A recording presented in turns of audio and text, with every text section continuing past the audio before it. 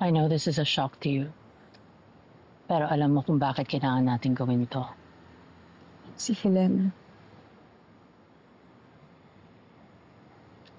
Because if we tell her na we know everything about her sister, it's going to open a can of worms. Masasayang lahat ang naipundar natin.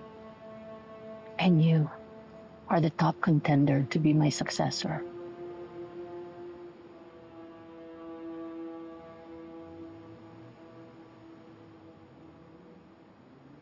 Really? Miss Velma? Ang hirap kasing paniwalaan eh.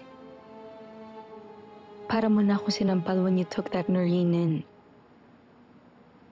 Paano ako naging successor? Wala nang iba. Ikaw lang yon.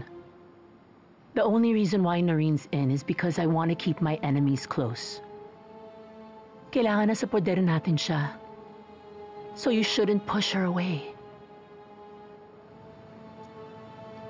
Okay, but what about me? Being insecure? Shari, you are still the best at what you do. I know. Because I see myself in you. Walang Velma Beauty kung wala ka. Thank you for saying that. Thank you for mothering me.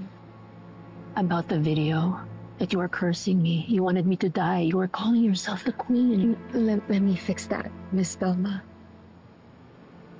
But for now, I just need a favor from you.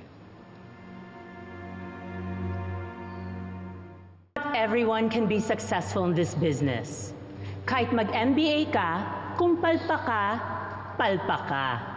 I know it may sound cruel, and yes, very exclusive.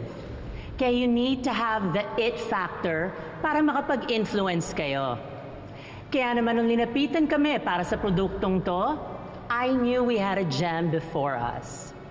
Kaya ladies and gentlemen, the it girl behind our skin's desire to sparkle and shine, Miss Shari De Jesus for Velma Beauty's Pantasya Soap.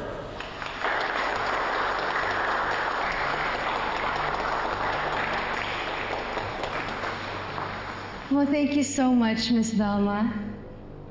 And thank you so much, everyone, for coming. Handa na ba kayo to glow with Pantasya? Cheers to Pantasya! Cheers!